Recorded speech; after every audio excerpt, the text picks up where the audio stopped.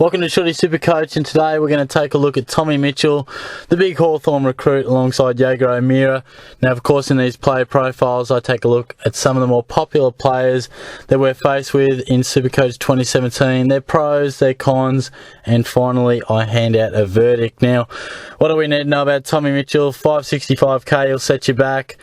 Has made the move from the Swans for more opportunity, which I think he will get, and that kicks us into our pros for Tom Mitchell. He's been long known as a big ball winner. We've seen him rack up enormous numbers in the NEAFL. What was it, 64 touches or something? He's a ball magnet. We've seen him get 15 touches in a quarter at AFL level. Win it in and under, win it wherever you like. Clearance, stoppage, centre bounce, he's fantastic. Just didn't quite get the opportunity. Now, previously averaging 104.5 in 2015, 104 in 2016. Last year averaged 27.9 touches, 12 of those contested, 6.2 tackles, 3.6 clearances, and that was from 80.4% time on ground.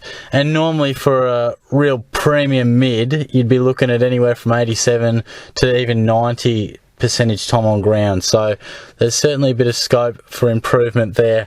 What do I like about Mitchell? What are my main incentives? Because I am a big fan of him, as you would have seen in my first side for 2017 video that I did probably a couple months back now. I think he's going to receive more opportunity, as we have already seen throughout the pre-season, and I feel he will enter his element.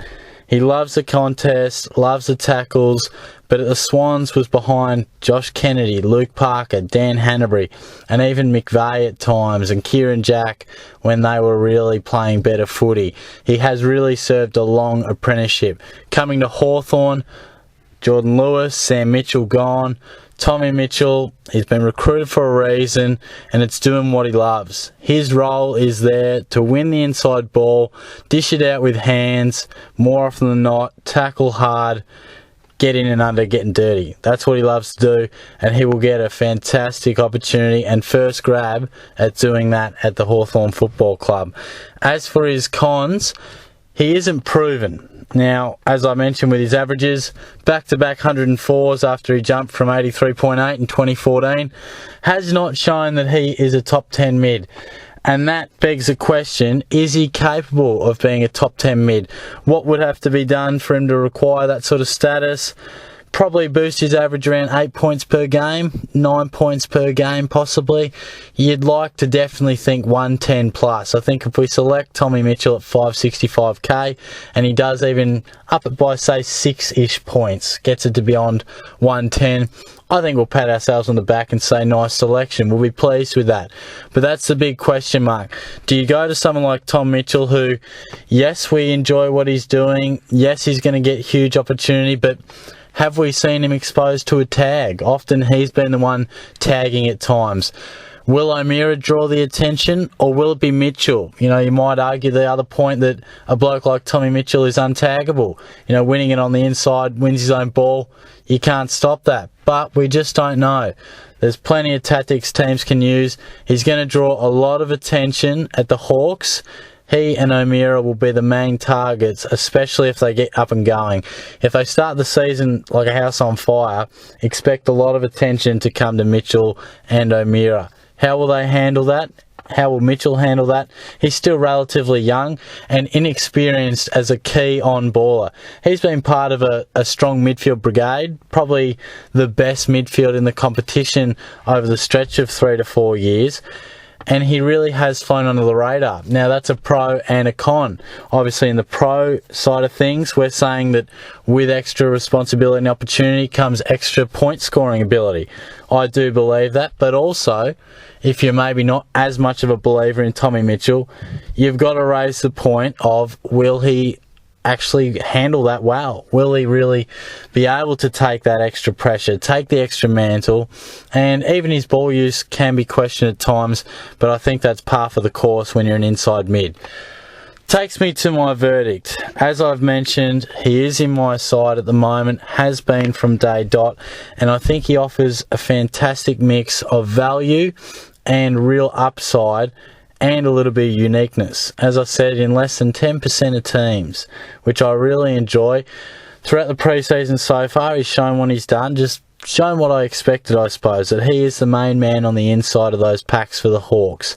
I do feel that he will thrive with that opportunity.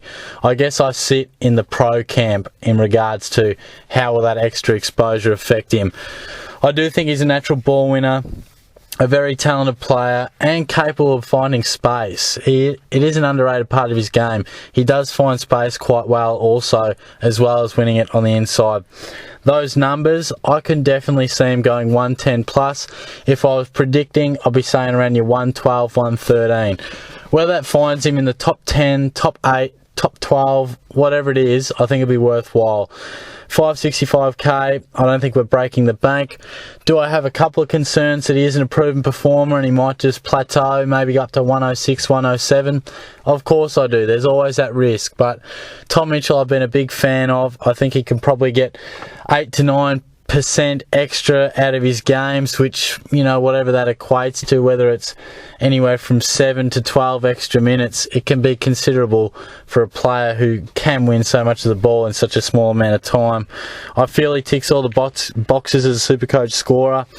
Contested, tackling, wins plenty of the ball. Now, of course, he's not going to kick too many goals or get too much easy pill, but it's a great recipe for point scoring, winning it on the inside and winning plenty of clearances. So I definitely do feel confident in Mitchell at the moment. Of course, there is that concern that he can possibly, you know, cop more attention, but I do sit in that camp that, well, how can you tag him consistently? And maybe you're better off shutting down an Isaac Smith or, you know, a Hartung or someone else who pops up. Obviously, Brad Hill was the man they used to look to shut down on the outside. He's now left. So my verdict is quite a clear yes, I must say. I'm hoping he stays somewhat unique. Around that 8 to 9% mark would be fantastic. I really do feel that he's a perfect case study for a guy who will relish the extra opportunity and responsibility and can go bang. We've seen him do an enormous apprenticeship under the likes of Kennedy and Hanbury and Parker, and I just feel like he will grab it with both hands. He's a footballer, he's no athlete, he's a genuine footballer. I feel like given this opportunity, it's why he went. He was purpose traded there. I feel he'd take it with both hands and be an extremely good pickup for the Hawks and a fantastic pickup for your SuperCoach side as well. So quite a clear one there for me, but I must say I am a big rap, as you can tell. Hopefully no bias sneaking in there, but I certainly do feel he's a great selection. But keep it on the down low. We don't want to get this point of difference pick out there too much. Keep it in the Shorty SuperCoach community.